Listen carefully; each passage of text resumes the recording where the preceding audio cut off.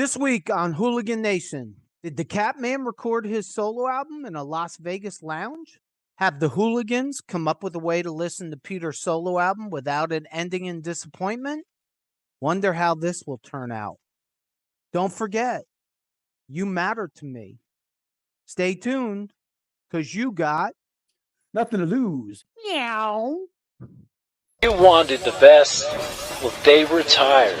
So you got two dudes in a garage. Talking KISS.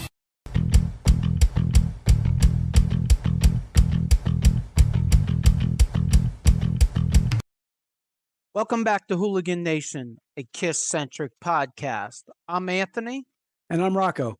And we're here for another exciting week. Do you have pet cats or pet dogs? I pet dog, a couple dogs and cats. Throw the dogs out, because this week it's all about the cat, man. Meow. So before we start that, we have to talk about last week's episode. We have to. The Rock and Roll Hall of Shame, another one of my bucket list items to talk about. You could have a round table. You can get a lot of opinions about the Hall of Fame because there's definitely, I think they even have a website dedicated to rock stars that have trashed the Hall of Fame and the way that they judge people. I think, I don't exactly know when they do nominations for the Rock and Roll Hall of Fame, but whenever they do that, we're going to have to do another episode about the Rock and Roll Hall of Fame. I just think there's endless possibilities there also. Absolutely. And by the way, in the comments, if you want anything that you see that we didn't cover about the Hall of Fame, all opinions are welcome when it comes to that stuff too. I expect most people agree with the fact that the Hall of Fame is really a Hall of Shame.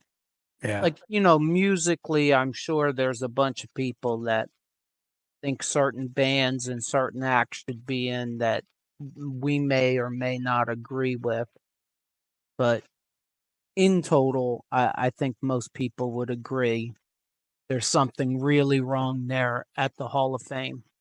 You got any news? It's all old news. I mean, it's stuff like Peter Criss stuff. It's stuff that a lot of KISS fans may already know, but I was, doing my research for this. It's an old Eddie Trunk interview, and he talks about how, in 2004, after they toured, I think the last thing was with Aerosmith, and Peter Criss was talking in an interview how he was honored to play with Aerosmith. And they were wondering, Eddie Trunk basically asked him, what happened? Why did you get fired, or what happened? And Peter Criss just went into, again, this could be a lot of old news for people, but he just went into detail about how his lawyer reached out to KISS. He never got a phone call. And then he only got a response from Paul when he posted on his, I think it was Facebook, when he made a post. Then Paul had called him and kind of disrespected him a lot. He said that he didn't think he could hang anymore, didn't think he could do 2-hour shows. And he basically made a statement that we're looking to do a new KISS. And Peter was pretty adamant about how there's no such thing as new KISS if you still keep the same makeup. So it was interesting. I summed up, there was a lot of meat and potatoes in that, but I pretty much summed it up, and I thought it was, he basically said that Paul is was very pompous with his attitude and disrespectful for what, the Catman has meant to KISS. And I could definitely see that. I'm not a hater on Paul, but I could definitely see him being kind of an ass at times with fellow members. So I got some very cool news for everybody out there that is a KISS fan and hasn't seen or heard this yet. Write down this name. Ken Nardi. His YouTube channel is Frank Ken Stein Creation. Frank Ken Stein Creation. This amazing genius, and I'm 100% convinced he's an amazing genius. He has done something that KISS fans have been waiting for someone to do for almost 50 years. He remixed Hotter Than Hell. And oh my God, It's amazing. It is absolutely amazing. It, it's not a record. It's not a CD. It's not on Spotify. Like, as far as I know, the only place you can find it is on YouTube, which is unfortunate. If I was Kiss or if I was Pop House, I would pay that guy and I would put out a remix. I would put out that remixed version because I can tell you right now, if they put it out, I would absolutely buy it. No questions asked. Yeah, you sent it to me. I haven't listened to the whole thing because I really want to take my time and listen to it. Oh, Because I remember me and you talking about when we did that episode, how there's some really good songs on this album that the producer or the overall production didn't really do it justice. as amazing as the sound of the remix songs are, he went on Three Sides of the Coin podcast and YouTube channel. For anybody that doesn't know, Three Sides of the Coin is both a podcast and they have a YouTube channel. He went on there about a week ago and they interviewed him. And he goes into great detail explaining how he did it and also explaining why he does it. It's not the only thing he's ever done. On his YouTube channel, there's a lot of different things. Like, one of the cool things he did is he redid the trailer for Kiss Meets the Phantom of the Park. He redid the music. He changed some shots. It's only a trailer, but it's great. Like, I want that dude to redo the whole movie. Like, he did some amazing things with no new product at all. He just moved things around, just changed the sound of a couple things, added a couple songs in, and he made it much more bearable. But he's literally doing this for the fun of it. He was a professional musician at one time. I didn't hear of the band he was in, but he did put out a couple records and that kind of stuff. But he is very much doing this, sounds like, as a full-time job, pretty much, kind of like somebody else. And he's doing it because someone needs to do it. You have to listen to the interview. It would take me an hour to explain how he does it. It's so much better. Just go to Three Sides of the Coin. They have a YouTube channel. Look, if you're here watching this, you definitely need to go subscribe to Three Sides of the Coin. Like, it's worth the time. It's the three of them, and then it's Ken Nardi. It's a really good interview. They ask really good questions. His explanations are really detailed explanations, and I'm pretty sure if you're anything like me, it should blow your mind, the explanations, like the work that this guy put in. I'm looking forward to it. I just want to take the time so I can really pay attention to it too, you know? Yeah, because at least for me, like, I dove in and I was there for a couple hours. Just listening to Hotter Than Hell remixed is an amazing experience. Then when you do that and you go into Kiss Meets the Phantom of the Park trailer, and then there's a couple clips where he redid a couple things on Kiss Meets the Phantom of the Park, just small clips, and then some concerts, and then some live clips. Just amazing what this guy does. Well, I mean, like I said, a lot of those songs I like a lot. I could see that album competing with Love Gun and Destroyer and some of those other albums with the production value lifted up. To me, it elevates Hotter Than Hell to be in the ballpark of Destroyer, of Love Gun, of all the the great classic Kiss records. I mean, I guess that's opinion. I we had and look, we appreciate all the comments, but I had a guy comment last week and tell me that Dynasty is not a disco record. It's a matter of opinion. Dynasty's the disco record to me. Well, you know I love that album, and you bust my chops a little bit because it's a disco album, but it is a disco album. Sure knows something. Trust me, it's definitely a disco album. Um, but it's a good. I like it a lot, but it's I definitely a don't disco album. I don't dislike Dynasty. For that matter, I don't dislike Unmasked. But it's a disco sound. I mean, it is. The dead giveaway to me is the drum sound. It's a disco drum sound. Well, and look at the era it came out. Like I mean, I don't think that they really shied away from that take either. They were trying to like fit into the era and try to take advantage of the era that they were in. Music we're listening to. You got anything? I mean, I'm still kind of like in the past. I do open mics and stuff like that. So I've been working on a couple songs to do. One of them's by 3 Days Grace. I Hate Everything About You. Good tune. So I've been listening, I guess a little bit of 3 Days Grace, Three Doors Down. I've been listening to, just looking on doing some stuff. But nothing real new. A couple weeks ago, we talked about Linkin Park. I still like that album. I've been listening to that a little bit, or some of those songs. And actually, believe it or not, I listened to Jackal yesterday a little bit. Did you? What'd you Yes. listen to? The same stuff that I like, that punk song, and Stranded is. I can see why every day you wake up to Stranded, because that is a Oh, really good tune. um, oh my God. So this week for my new music or my music we're listening to, I'm gonna bypass anything I'm listening to.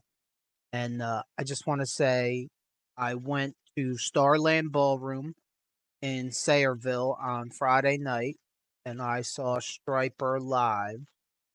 I did see Striper, I think it was about 1988 in the Forum at Madison Wow. Square Garden. I saw Striper, Loudness, and TNT. I remember it like it was yesterday. We got a really good spot by the bar. We were probably about, we might have been 15 feet away from the stage. And it was very, very, very good. Much better than I expected. Oz Fox was with Striper. For anybody that doesn't know, Oz Fox plays guitar for Striper. He's had, I don't know if I'm sure it's brain cancer, but he's had tumors removed from his brain, I think 2 or 3 times now. Uh, he does not look like he's in great shape. He played the whole concert. He played almost 100, I think it was pretty much about 100% rhythm guitar. He sat in the chair. He did sing backup vocals. Michael Sweet sounded incredible. It's 100% my opinion, but 100% live. Just the way he sings, just how he does it, like it can't be a backing track. That was him. You know, they do the best they can with a stage show. I'm going to put video up somewhere up here. I took video, little clips that there won't be any sound in the video, but I'll put some video up because I kind of appreciated the fact that they did as much of a stage show as they really can. Of course, Robert Sweet has a drum set that is 12 times the size of him. Half the things on the drum set he doesn't even touch throughout the show, but, you know, he's a drummer. And since we're going to talk about a drummer tonight, you know, they all want to be at the front of the stage, it seems. So my ticket cost me under $50.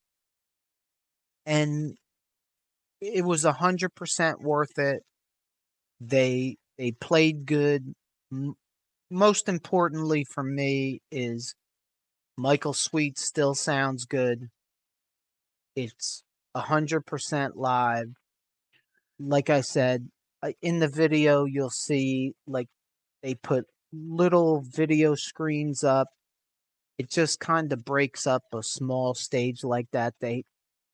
Now, I think some of it is Starland Ballroom. Starland Ballroom has very good lighting, but I think Striper brings a lot of their own lighting also. So they had good lighting. They do a very cool, I don't know if I would do it like this if I was them, but they do 2 sets, no warm up, come right on stage right at 8 o'clock. They do an hour of a greatest hits set, and then they go back and they go backstage for a half hour, and then they come back out and they do a second set that's about an hour long, and they do all music from, I think it was from 2004 to 2024, so it's all new stuff. So their new record is When We Were Kings. There's a song on it, When We Were Kings, probably my favorite song on the new record. End of Days is also really good. The record came out I think it came out in May 2024. It's called When We Were Kings. If you like the old Striper, it's a little Okay. heavier than the old Striper, but it is very good. It's definitely worth a listen. And, these guys are in their 60s. It's like Jackal. Like some of these guys, they're in their 60s, and it's like they're in their 30s. Their live show, I mean, they're on a smaller stage, so they're not running around the stage or anything, but they still play well. Michael Sweet still sings well.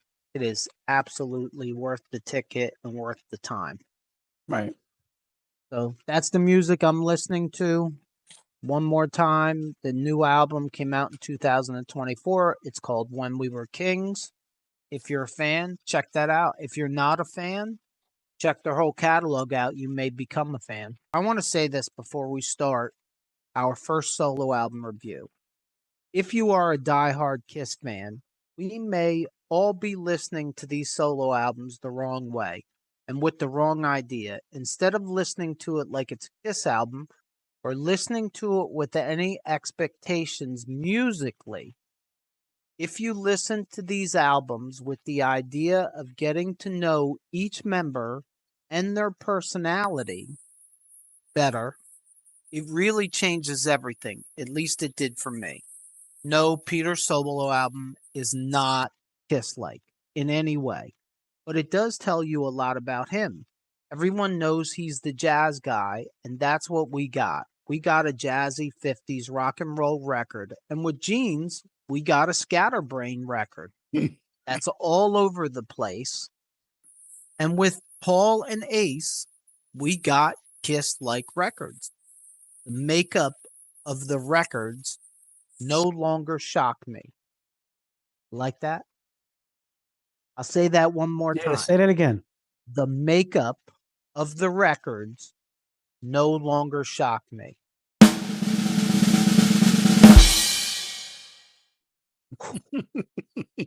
Seriously, guy, I've listened to Peter Criss's solo album a lot. Every time I listen to it, but throughout the years, and every time I listen to it, I hope it gets better. And part of the reason why, and the same thing goes for Gene. You keep listening to it and you keep hoping for KISS records. Well, that's not what these guys did. Peter wasn't trying to make a KISS record. Peter was trying to make a record of music that he liked.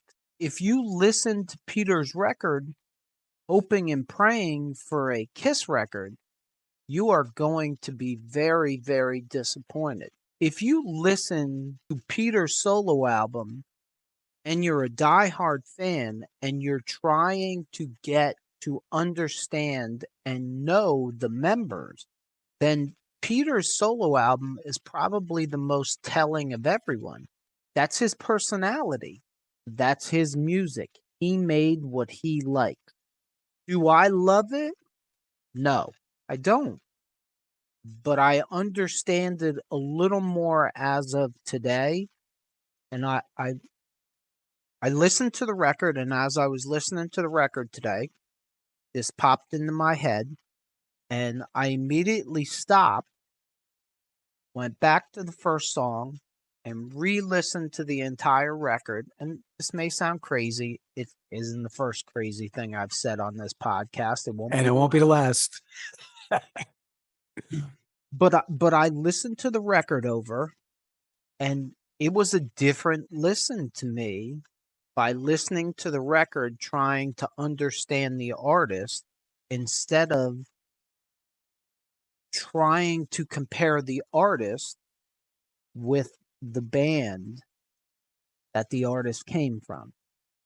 Now, this isn't going to do anything for you when it comes to Paul and Ace, because Paul and Ace made the closest thing to Kiss records, at least in my opinion. But for Peter and Gene's, yeah, I think it fits their personality. I think they did exactly what they wanted to do, just didn't work out as well as they were hoping it would. All right, so let's get into Peter's outstanding solo album. All right. Was released September 18th, 1978. Was recorded between April and July 1978. Was recorded at Electric Lady Studio in New York City and Burbank Sunset Sound in Hollywood. It's 34 minutes and 39 seconds long. Of course, it was released through Casablanca Records, and it was produced by Vinnie Poncia. They released 2 singles, Don't You Let Me Down and You Matter to Me. It blows my mind that I Can't Stop the Rain was not released as a single, but we'll get to that. It did end up, this is kind of misleading.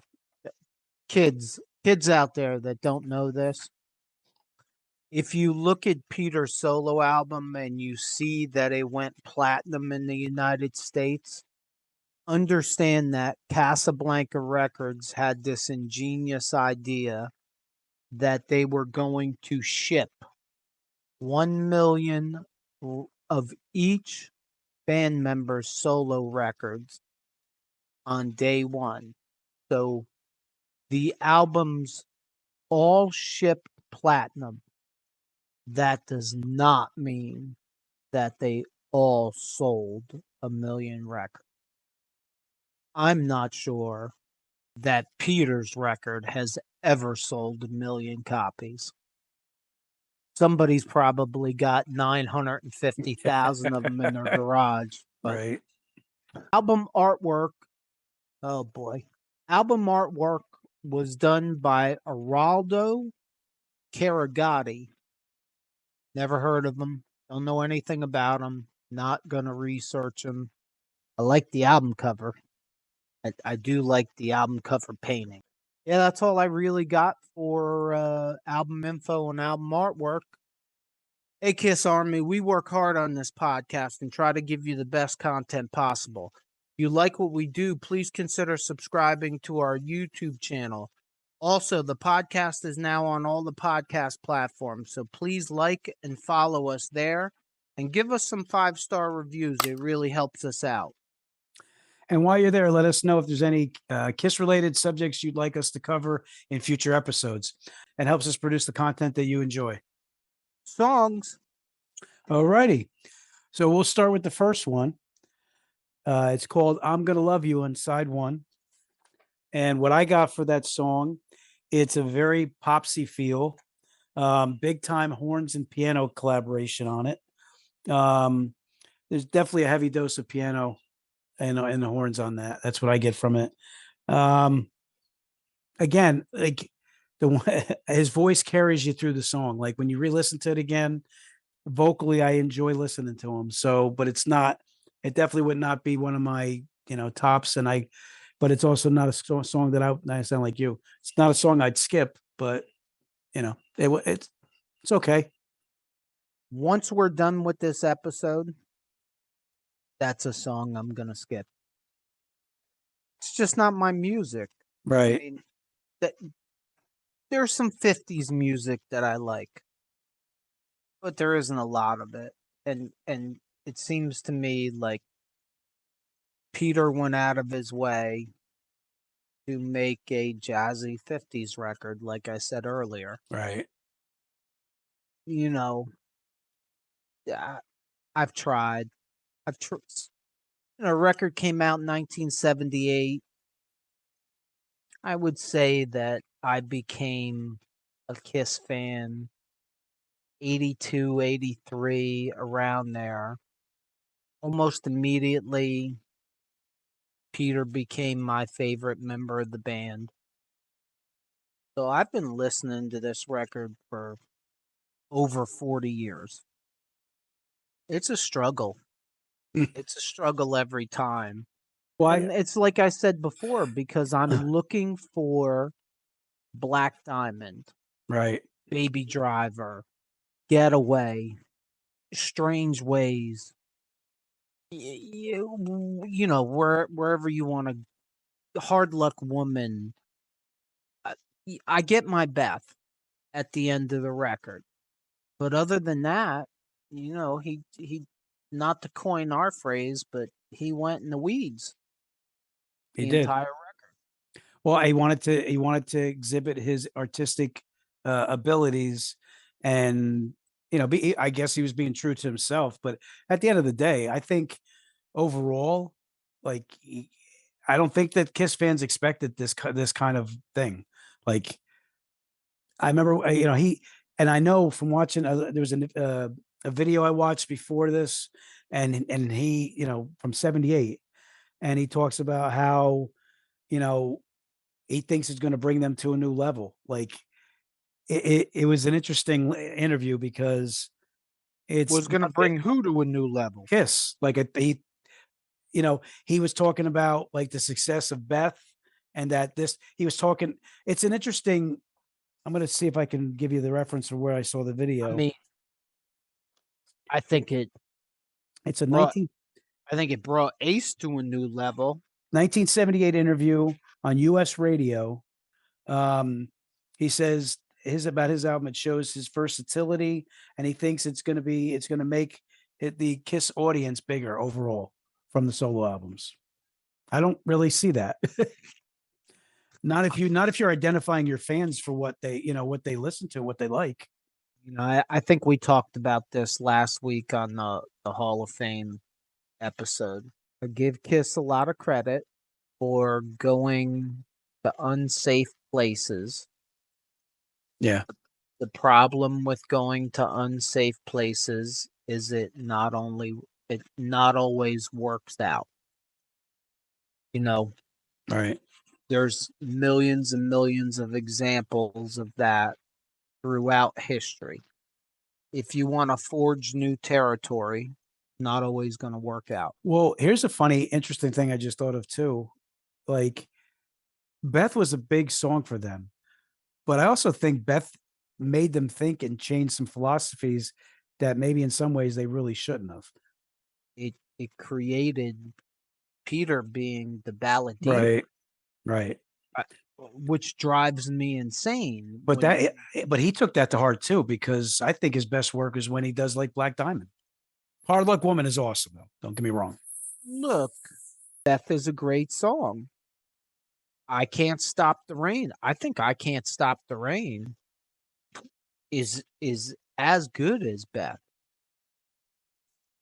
I think that's a great song, but just because of that doesn't mean that we have to write a slow song for Peter to sing when he's got songs like Baby Driver, Getaway, Black Diamond. Like I just think they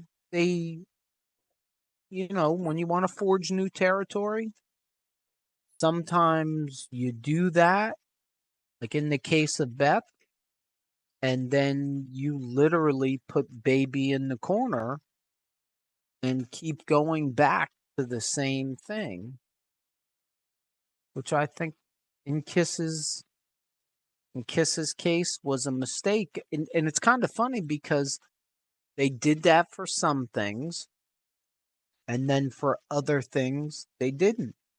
I mean, I don't want to get too far off a topic.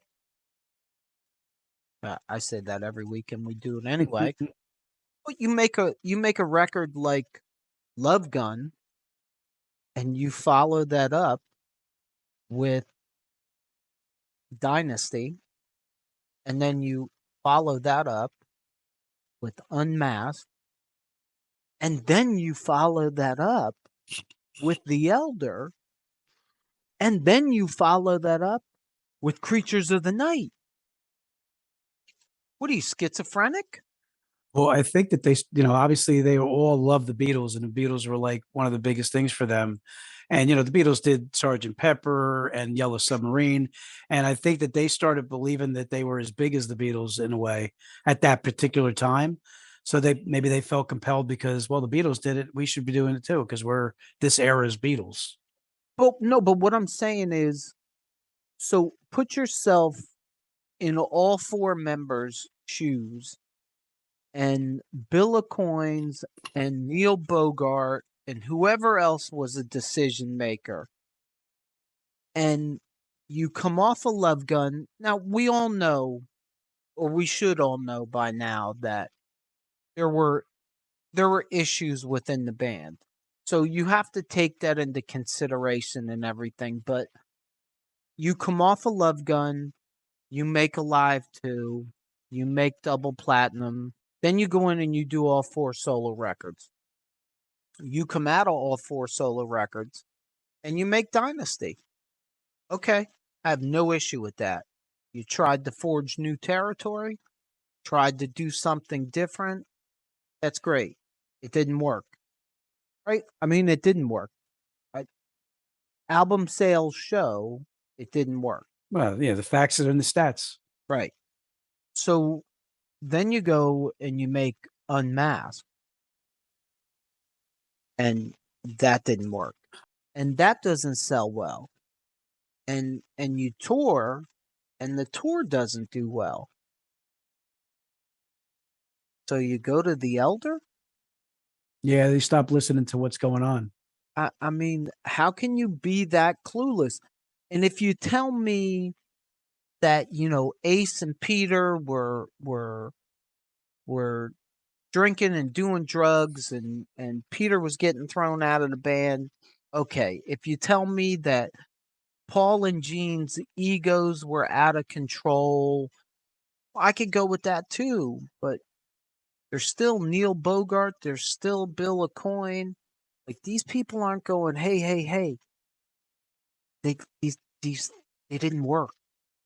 All right. So my favorite on the album is the next song, You Matter to Me. I've liked that. It's my favorite. It is what you call it. It's the only song I remembered from the album as far as like listening to when I was a kid. Good harmonies and chorus. I've always really liked it. And there's really good keyboards throughout the song. How about that skin flute sound? Just wanted to say I could do without that. Whatever it is, I could do without that. I love the chorus. The chorus is what really carries the song, though. I would say that You Matter to Me. It's catchy. It's jazzy. It's I have to say it's Barry Manilow like. Yeah. It's a lounge act like. Yep. But it is catchy. I can't say that I don't like it, even with that sound in it. I don't know. Well, this goes back to where that sound comes from. back to the good take that you had earlier about if you look at it with different eyes and you're not looking at it as Kiss and you're looking at it just as a random artist, and you have to go into looking at it like I'm not looking for a Kiss type of sound. I'm looking for just a jazzy sound. Then yeah, you're gonna have a good take. It's catchy and I've always liked it. I've always liked the chorus on it, but it stands out in that record. There's no doubt. So that brings us to Tossin' and Turnin', that remake of the Bobby Lewis song. Hate it. Right now, when I listen to that song, I can visually see the Catman dancing in Vegas as a lounge act. A lot of backing vocals, and good short sax solos. But it's definitely, I see him doing his Vegas act here. I just hate it. It's too over the top for me. But I don't know. Yeah. And a lot of it is the backing vocals, I think, for me. There's a lot. On all the songs, there's a lot of backing vocals. Him and Gene both went crazy with that, it seems. Yeah. And it's just for me, it's just too much. And it's 250s rock and roll for me. Yeah, I mean, For I me. like 50s rock and roll. You know that. I mean, I grew up doo-wop and stuff. Like I listened to all that stuff. But this song wasn't really, I mean, again, it's just a forgettable version. He does it justice. I mean, for the way the original song sounds, he does it justice in his version of it, but it's not really for me. Yeah. Which leads you to the next song, Don't Let Me Down. It's a laid back vibe for me, very slow. I like the chorus, but again, it's a forgettable song to me. Look, if I picked Gene up and Gene and I went out for some brownies, If you don't know the brownie story, check the last episode. after we had 5 or 6 brownies in us, if I put this song on, Gene and I could chill and we could reminisce about the past. Him with his little head and his big hands, and Yeah. We could talk about Gene's sex tape.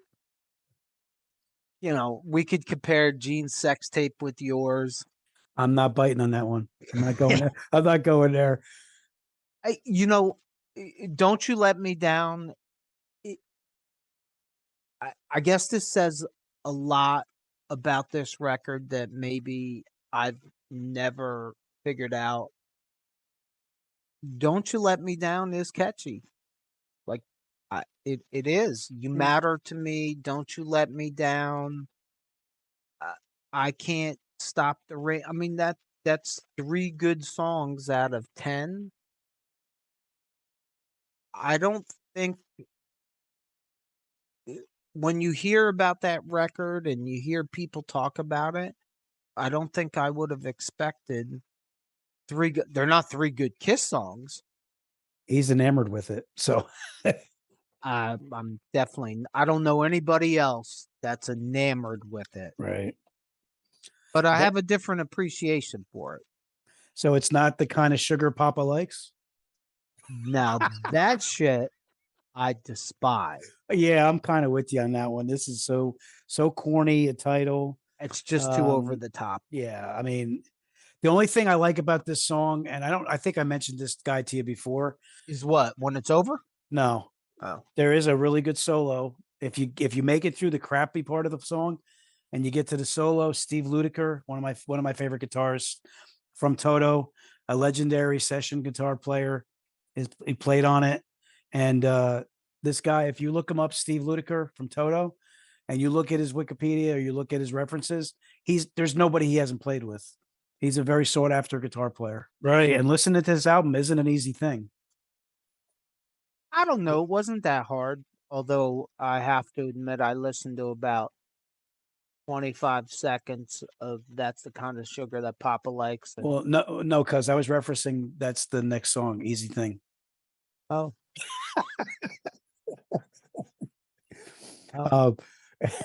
I like his vocals on this. It's way too slow. To me, it's trying to build drama in the song. It just really slow. It could have been better with more of a flow. I thought it was just messy. Could have been better with more of a flush. Down the toilet. You take that kind of sugar that Papa likes with it. Yeah, I'm picking up what you're putting down. Look, man, it's disappointing. Yeah, it's disappointing. Like that's the best thing I can say of it. Just and then disappointing. So we go on to the next one. You got Rock Me Baby, and he's back in Vegas again, doing his lounge act with his big pianos and horns. I really don't like this song. Yeah, this is a skipper. We're skipping that one. You know what I like about this song? I like the title. Like the title of the song gave me hope. Well, that's what hurts you though, because then you get in. It's like you get in the door, and you're like, "Where the hell did I go?"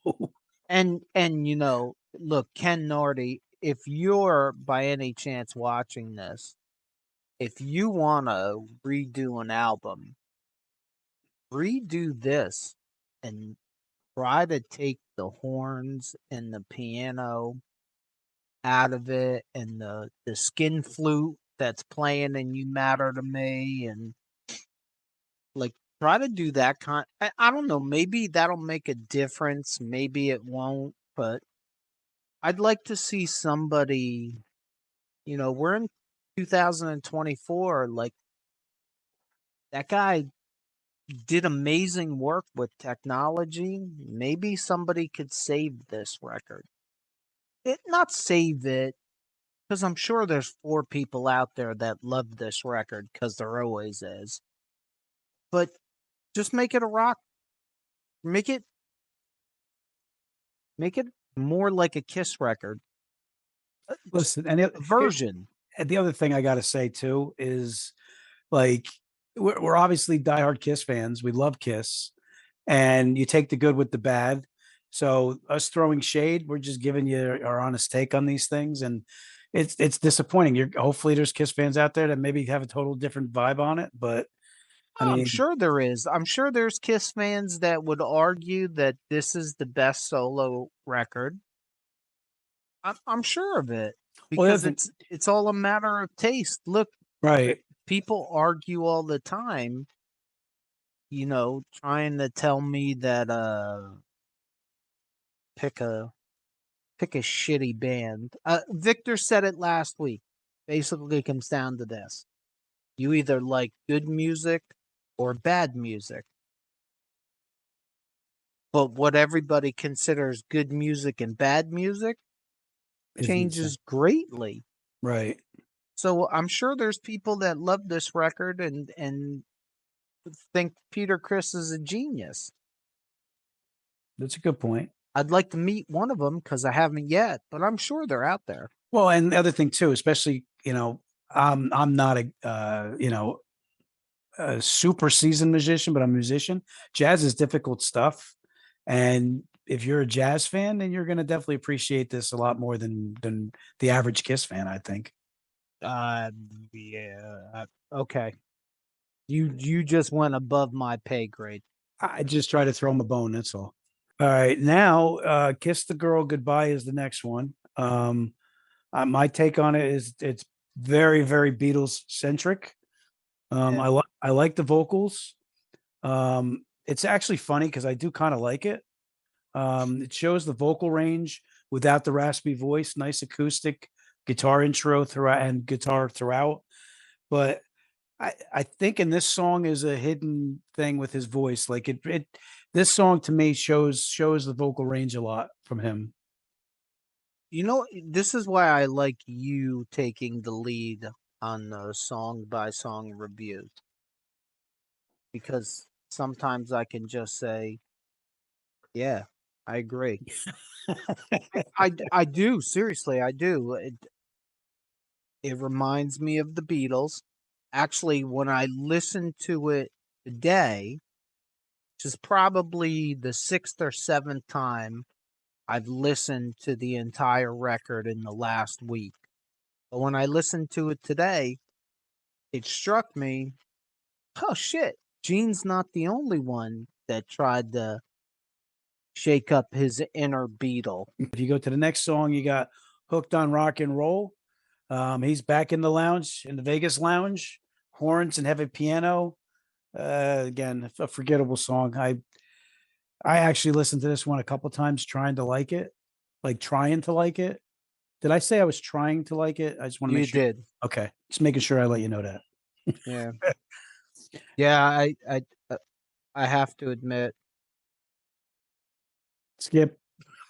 about 30 seconds, and I just couldn't take it anymore.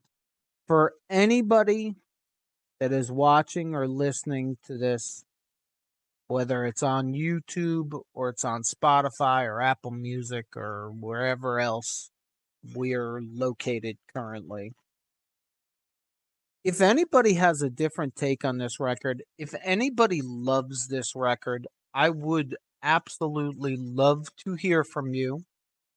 There's no ignorance. We're not going to argue. Right. I just would love to hear someone's take on this record that can honestly, with a straight face, tell me that they love That's the Kind of Sugar That Papa Likes.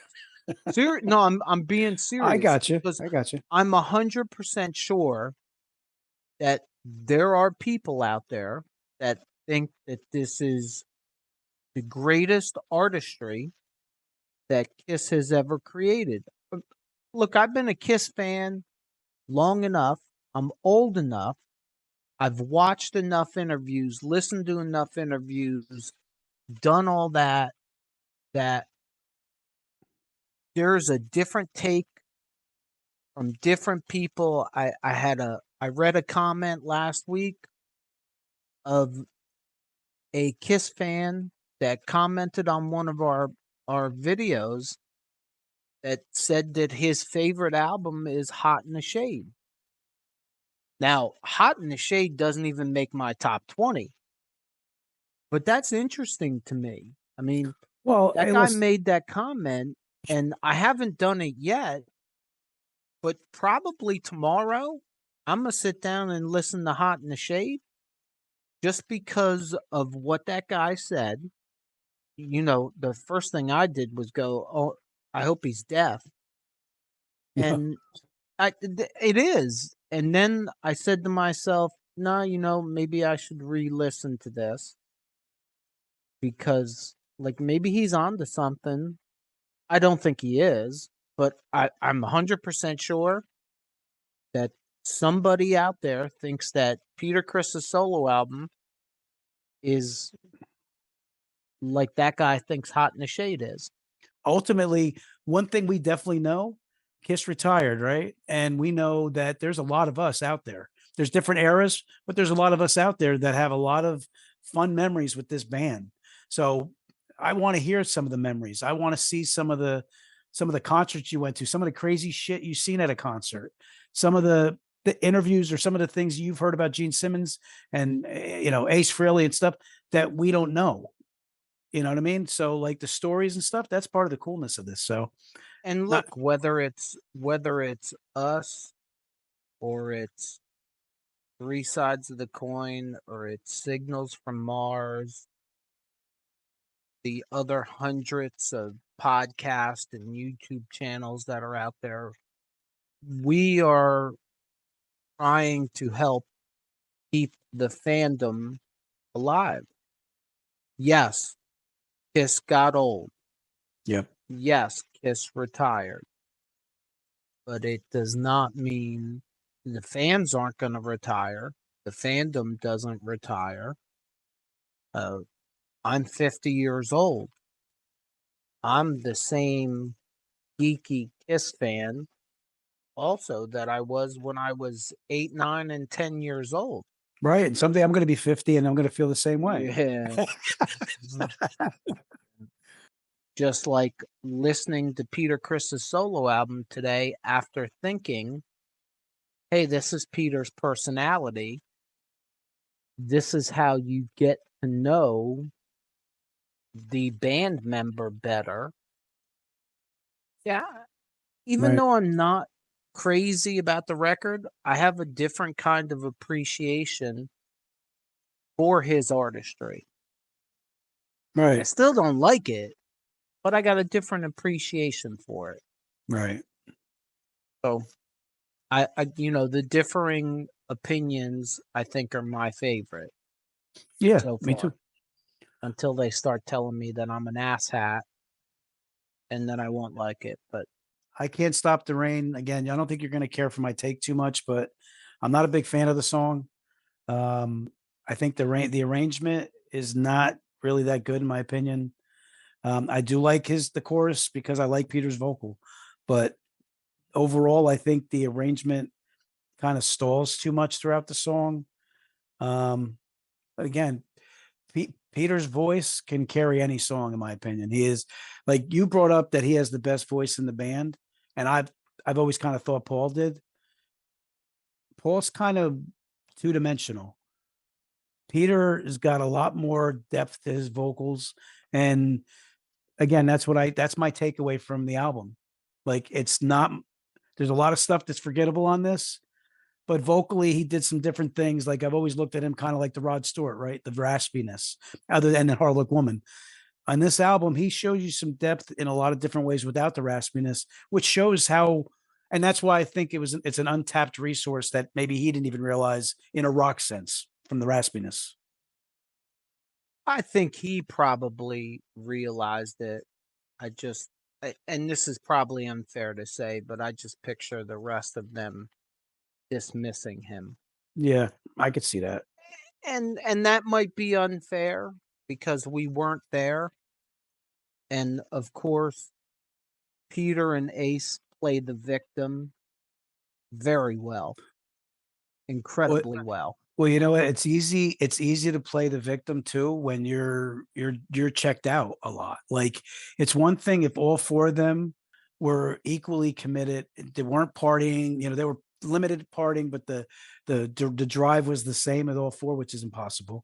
But the drive was all the same. Then each one of them, you wouldn't have like a Gene and Paul dominating the decision making, because all four of them would be there and be, like, no, it ain't going to be that way. Well, if you're stoned or if you're drugged out and you don't show up for a session, or you don't show up for a jam session, whatever, you're losing that opportunity to have a say. That's exactly what it is. I wish we could get in a hot tub time machine and go back and do it all over again just to see what differences could have happened. You know what? Maybe we write a screenplay and we just create it and make like a movie out of it or something. Oh, you mean like Detroit Rock City, or like Yeah. Kiss Meets the Phantom of the Park? Which one? Well, we'll do Kiss Meets the Phantom in Of Detroit Rock City? I Can't Stop the Rain. It's probably my favorite song on the record. I guess to me, it's the cross between Beth and Hard Luck Woman.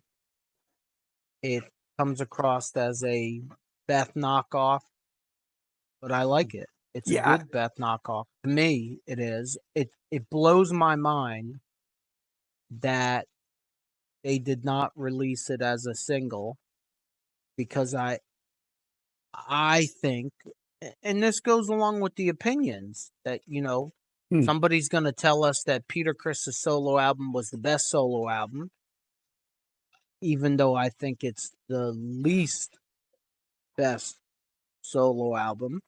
But somebody's going to tell us that it's the best solo album. And I think I Can't Stop the Rain should have been the first single. And I think it probably would have went somewhere. And it might have helped Peter's solo album out, to me. I know they did the best of the solo albums. Do you want to put a little teaser out there about how we are going to make our own album out of the best songs from the solo albums when we're done? I don't have to. Why? Because you just did. Oh. Look, to wrap up the entire episode, Peter's solo album as a KISS-Centric solo album is a complete and total disappointment. It is, if you put it, to take a word from Star Wars lore, if you place Peter's solo album in the KISS canon, it is, in my opinion, the worst record that is labeled with the KISS insignia. My opinion. Gene's is close to that with the Elder too, but I think I definitely don't disagree with you too much on there. I think Peter's solo album as a KISS-Centric right album is the worst of the bunch. Well, here's another thing too, that if you think about it, I mean, I'm 8 years old when this came out, and you're what, 4, 3? I'm 4. Right. So honestly, I think it probably pissed off a lot of the base and core group of the KISS fans that they had. So if you're older than us and you're seeing this, I definitely want to see the take on that, because I would think the core KISS fans were like, "What the hell are you guys doing? You brought us in, and now you're giving us this." If I was old enough in 1978, let's say if I was 14, 15 years old in 1978, and I went out on September 18th and I bought all 4 solo albums. If I started with Peter's, moved on to Gene's, then went to Paul's, and then went to Ace's, at the end of my day, I would have been pretty happy. If I started with Paul's, I then know where went you're to going. Ace's, then went to Gene's, and then went to Peter's, if I had a bedroom on the second floor, I would have probably jumped out of the window. Will I venture to Peter's solo album and listen to You Matter to Me, Don't You Let Me Down, and I Can't Stop the Rain? Yeah, maybe twice a year. Well, here's the thing: as a 15-year-old, are you going to be looking at Peter's solo album as he's just expressing his artistic artistic expression? Until today, I had never thought about, hey, this is his personal artistry, but all of Paul Stanley's songs and all of Ace Frehley's songs on both of their solo albums all could be on KISS record. Every single one of them. Yeah, I agree with that. Maybe I listened to Peter Criss's solo album. Well, I know every time I listen to it, I'm hopeful that something's going to be different. And it hasn't changed yet. Well, KISS Army, we've done it again. For the millions and millions of people that are out there, I hope you like our new KISS podcast studio with all our cool stuff. Anybody that ever wants to come over and play Vinnie Vincent's guitar, just drop a comment and we'll set up a time for you to come over, play Vinnie's guitar, play a couple games on the pinball machine. With all that being said, until next week, remember, if it's too loud, you are too old. Peace out.